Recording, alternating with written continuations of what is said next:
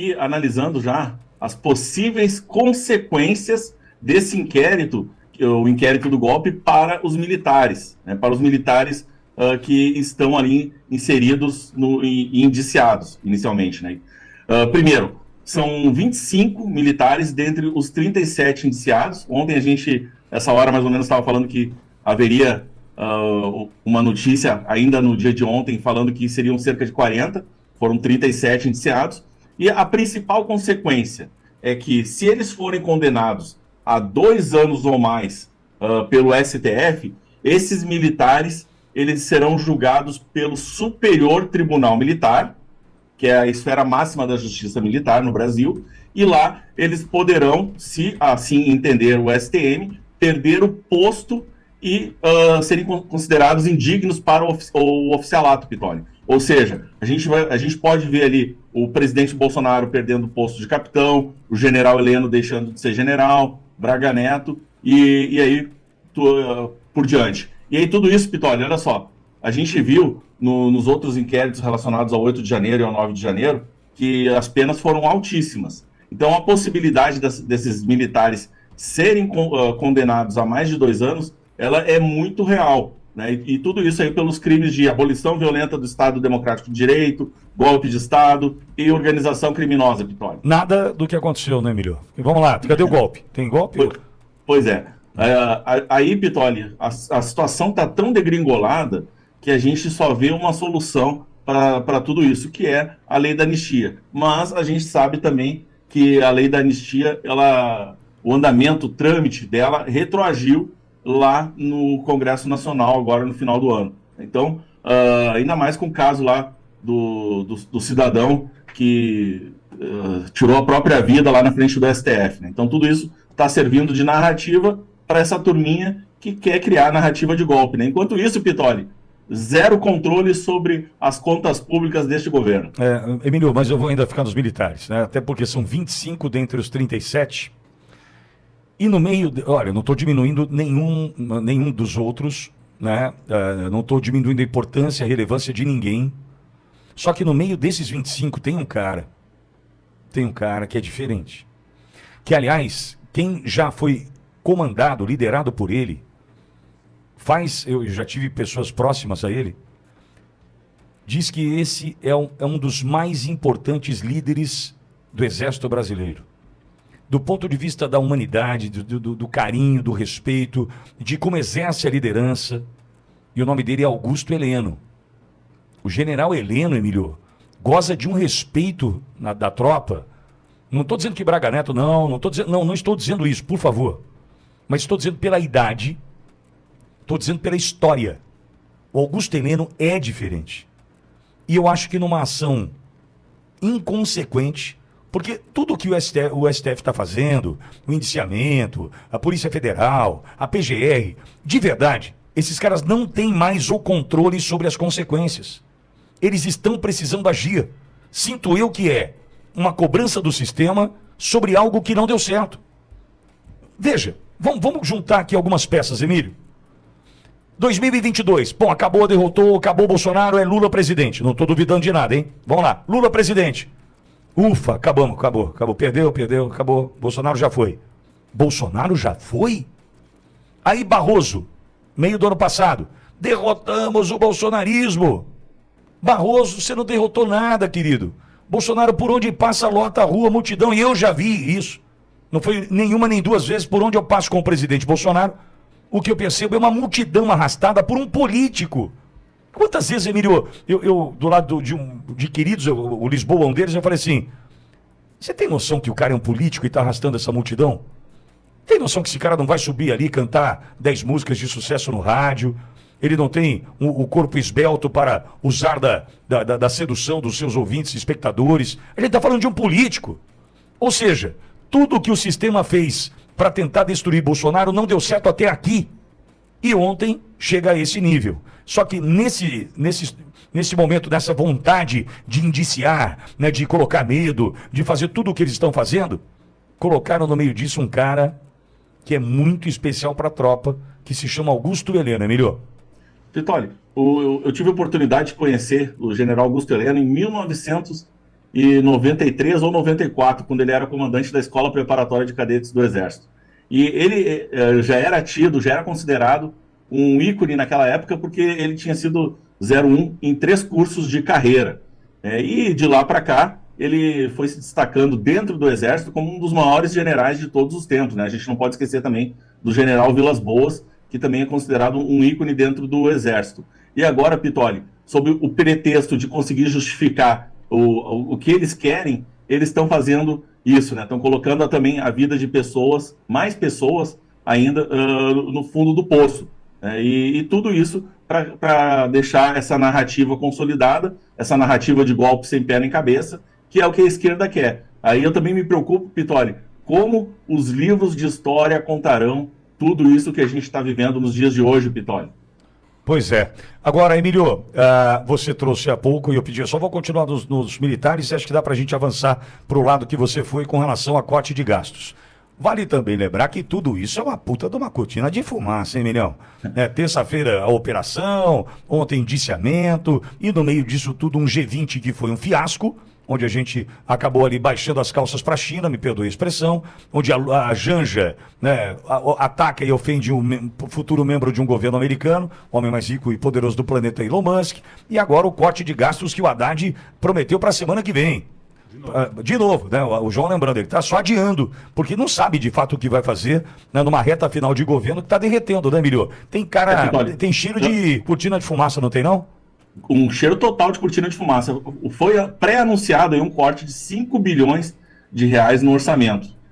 O que vai acontecer, de fato, a gente não sabe, né? Mas isso ficou de ser batido o martelo na semana que vem. O governo tem grande dificuldade em cortar gastos, né? A gente viu que o Paulo Guedes ele fazia de tudo ali para ter um governo com austeridade, cortava impostos, conseguia aumentar a arrecadação mesmo cortando impostos, e o governo do PT tem essa sanha arrecadatória. Mas o que chama também a atenção, Pitoli, é que o PT ele já não tem mais nada de bom para colocar como marketing, bons feitos, nada. E aí, o que eles vivem hoje de criar narrativas, como essa narrativa do golpe do 8 de janeiro, e também eles têm uma séria dificuldade de mostrar uma eficiência na gestão administrativa, tanto que as prefeituras do Brasil, o PT ganhou pouquíssimas, ele encolheu muito, né? Isso mostra também que a esquerda não tem capacidade de executar o que eles ficam falando que conseguem fazer. É aquela turminha, Pitoli, que só fica reclamando da vida, mas que na prática não resolve nada. Pois é isso aí. É o que hoje é o desenho, Temos um governo que naufragou, né? É um governo sem o Palocci, sem o Buchiquem, sem o Zé Dirceu de perto, sem aqueles líderes, né, cabeças pensantes de um PT que hoje tem quem? Gleisi Hoffmann, Paulo Pimenta, Alexandre Padilha, Fernando Haddad. Olha o quadro, meu. Tem tudo para dar errado e já está dando, né? Fora o resto, que a gente já sabe qual é, né? Contra-golpe. Moraes avisa ao Exército que vai decidir sobre visitas. Apontado como alvo no plano para matar Lula, Moraes deverá autorizar ou negar visitas a militares presos na operação contra-golpe. Outra informação: Nicolas Ferreira admite a possibilidade de disputar o governo de Minas Gerais em 2026. Se ele fosse do seu estado, você votaria em Nicolas Ferreira para governador do estado? Deixa aqui nos comentários que é muito importante. Eu vou trazer aqui para vocês as principais informações do dia de hoje. Lembrando que é muito importante você deixar o seu like e compartilhar essa informação nas suas redes sociais. Prisão de Luiz Inácio Lula da Silva. Preste bem atenção. Urgente, André Ventura do Chega em Portugal promete prender Lula caso alcance o cargo de primeiro-ministro. Se eu for primeiro-ministro, este momento nunca vai acontecer. Tirar foto com Lula. E, se tiver de ser, levo as algemas para encaminhar o ladrão para prisão. André Ventura prometendo que se Luiz Inácio Lula da Silva pisar em Portugal, a prisão do descondenado vai acontecer. é o mundo inteiro odiando esse presidente de esquerda, ladrão, que vem acabando com o nosso Brasil. Continuando, André Mendonça e Nunes Marques devem ficar de fora de eventual julgamento sobre suposto plano de golpe. Moraes quer levar o julgamento para a primeira turma do STF, composta por Cristiano Zanin, Flávio Dino, Carmen Lúcia, Luiz Fux e Moraes. Então, o presidente do Brasil, o ministro Alexandre de Moraes, é ele que decide tudo. Se vai levar para a primeira turma, segunda turma, quem vai decidir?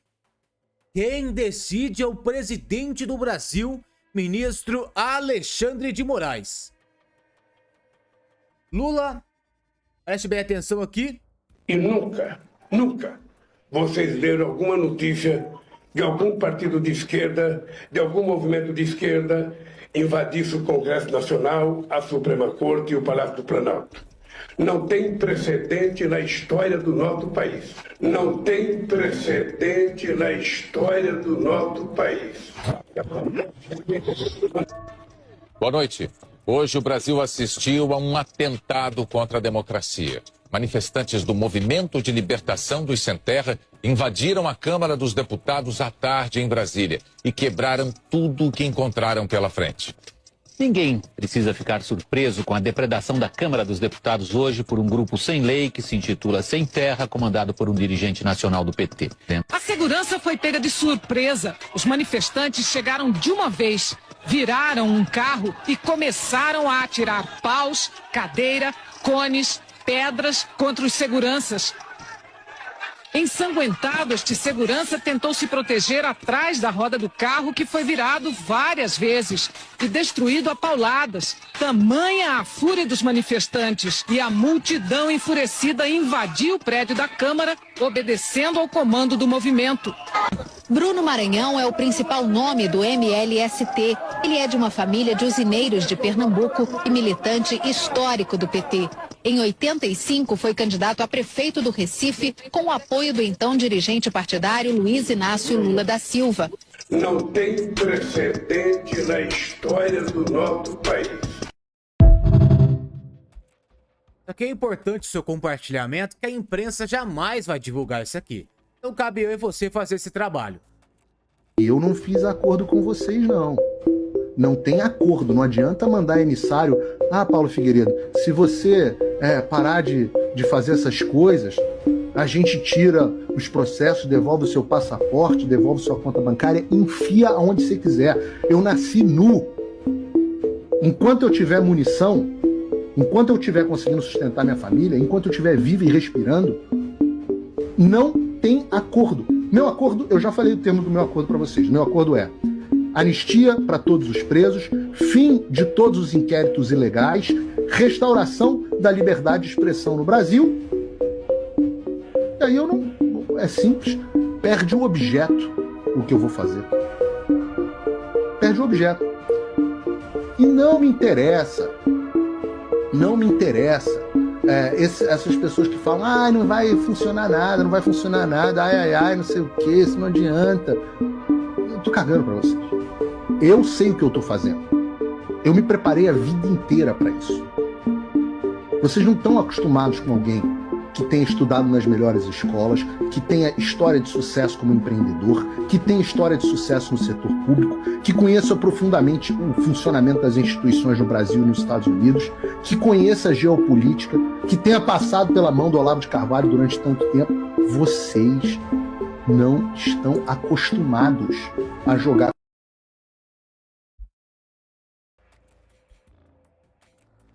Ditadura de Nicolás Maduro faz novo cerco à embaixada da Argentina em Caracas, na Venezuela.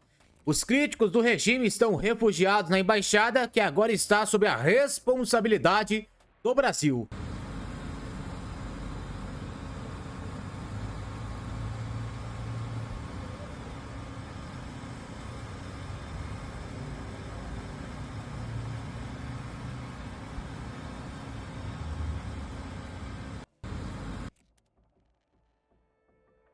Bolsonaro diz que não acredita nessa historinha de golpe e que Moraes fica inventando narrativa. Não acredito nessa historinha de golpe, tá? Golpe que ninguém viu um soldado sequer na rua. um tiro, ninguém sendo preso, nada.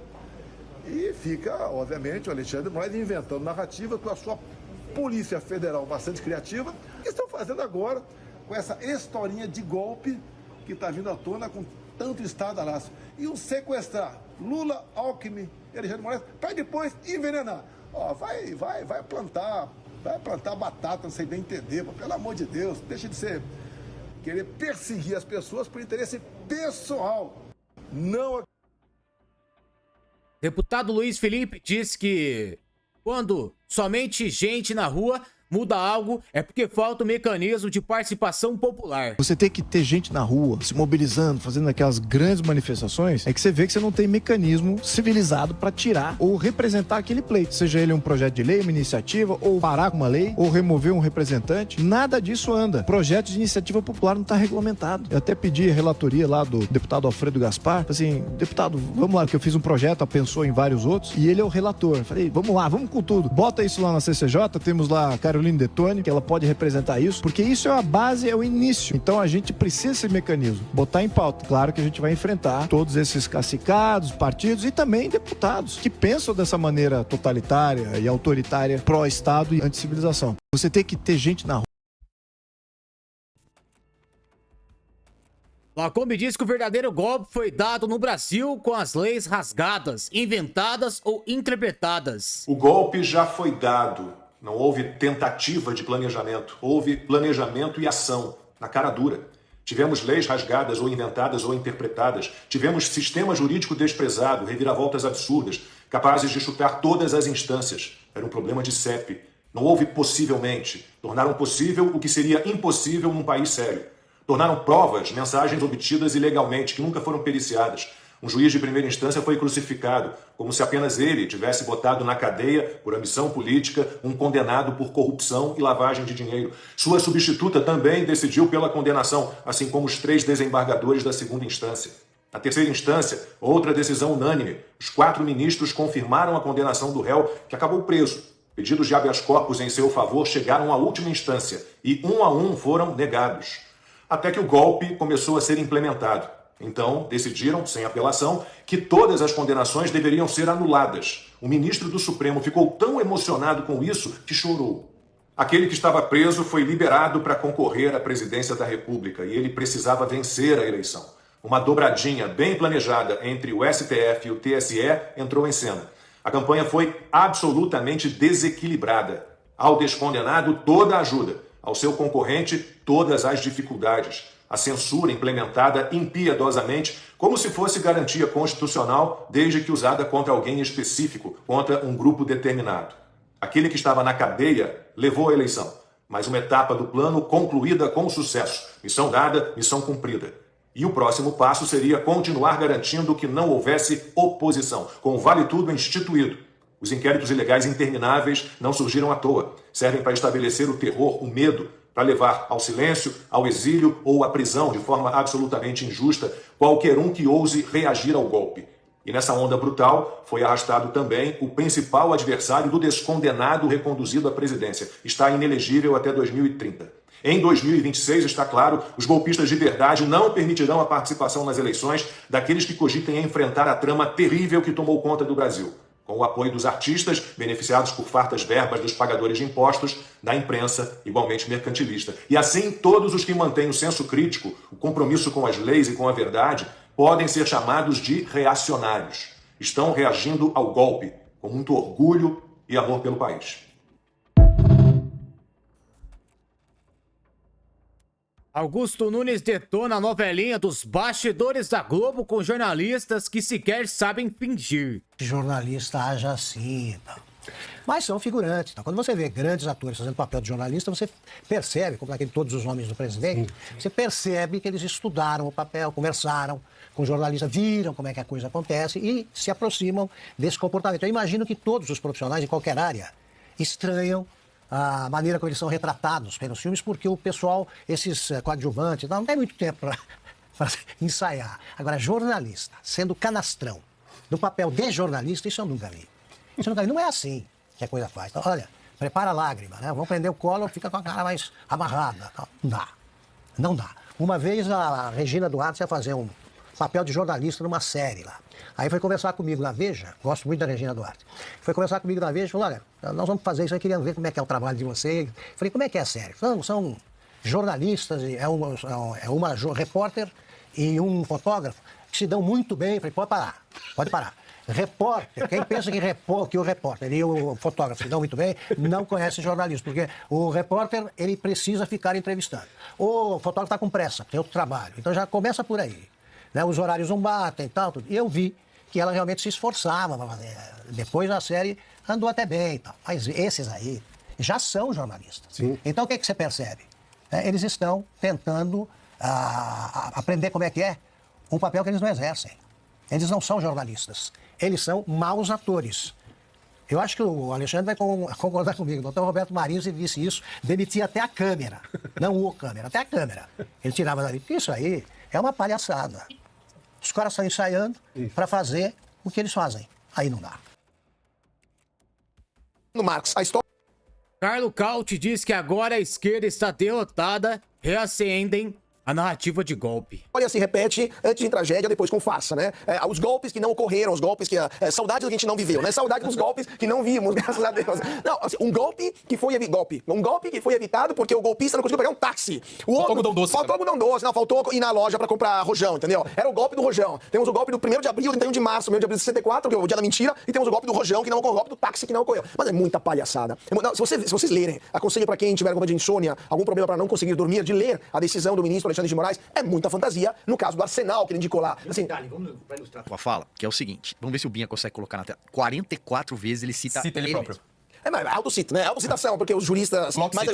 É ele mesmo, ele cita a própria biografia, Não, assim, porque ele é vítima, advogado, procurador, né? Acusador e juiz, inclusive de recurso. Ou seja, tudo ele. Ele é delegado também. E delegado, tem poder de polícia, tem tudo. Ou seja, é o dono do Brasil. É o dono da justiça do Brasil. Mas é interessante nesse ponto, né, Silvio? Que até a mídia, muito amiga, começou a levantar uma sobrancelha. Falou, peraí, já deu, né? Já deu. Vocês já prometeram que o inquérito do fim do mundo iria acabar agora em dezembro, e agora essa é uma desculpa não acabar. Vocês prometeram que esse estado de exceção iria terminar o quanto antes, não está terminando. Ou seja, até a mídia, que até ontem se descascou as mãos aplaudindo os absurdos, né, os abusos do Supremo, agora vão dizer, não, peraí, porque assim, eles também percebem o nível do ridículo. Mas é interessante também a tempística disso tudo. Primeiro, a tempística. Assim, atenção!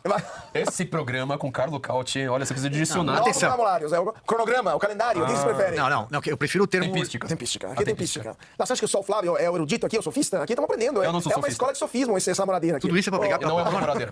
Vamos lá. Essa operação, essa decisão, esse golpe desvendado, ocorre poucos dias após uma derrota acachapante da esquerda nas eleições municipais, que são prelúdio para 2026, seguida por uma derrota acachapante do Partido Democrata dos Estados Unidos, que é o prelúdio também para aquilo que vai acontecer no Brasil daqui 1 ano e meio, 2 anos. E tá todo mundo com medo, né, Brasília, né? Porque a primeira coisa que um Senado, cuja maioria dos senadores é contrário ao STF, ou seja, se elege com uma só pauta parar o STF, a primeira coisa que aconteceria em fevereiro de 2027 é a pauta, o pedido de impeachment por alguém no Supremo Tribunal Federal. Então lá em Brasília já estão pensando daqui 2, 3 anos, estão com medo, falam, opa, vamos parar isso tudo. Então colocaram nesse pedido, nesse inquérito, o presidente do PL, o Ademar da Costa Neto, o Bolsonaro, que se confirma o maior líder político do Brasil nesse momento, colocaram muita gente que também é uma possível liderança, uma ramagem também, etc. Vamos ver quais serão os desfechos disso tudo, mas de novo, se esse é o prelúdio de um golpe que não ocorreu porque o cara não conseguiu pegar um táxi e não foi lá na loja comprar rojões, francamente, isso demonstra que tem... E outra, essas pessoas já estavam na atenção do STF desde março, né, que o general Mário, ele foi afastado dos seus cargos como assessor, né, do deputado, agora esqueci o nome do deputado que ele era assessor, mas enfim, são velhos conhecidos do STF. Não, por que agora? Por que só agora? Então, vamos ver considerar o desfecho, mas já tentaram incriminar o Bolsonaro por a questão da Covid, levaram o negócio até o Tribunal Penal Internacional de Haia.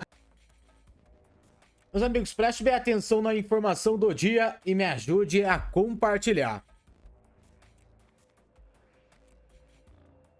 Contra-golpe, Moraes avisa ao Exército que vai decidir sobre visitas.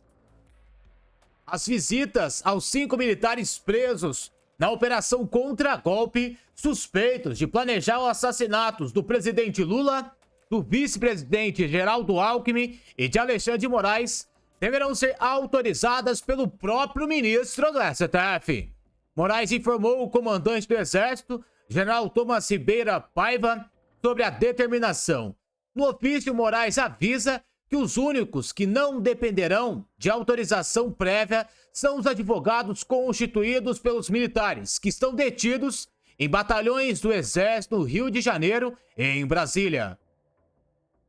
Senhor comandante, foi proferida a decisão nos autos sigilosos para imediato cumprimento nos seguintes termos. Determino, em razão da proibição constante de decisão proferida em 17/11/2024, que todas as visitas deverão ser previamente autorizadas por este relator, exceto os advogados com a procuração nos autos, que deverão obedecer às normas regulamentares do batalhão onde os presos se encontram recolhidos.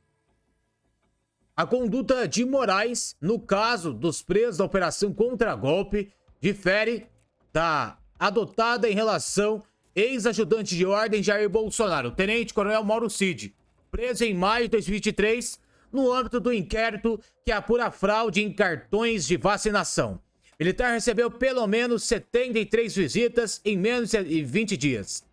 Neste período, Cid estava detido no batalhão da Polícia do Exército em Brasília.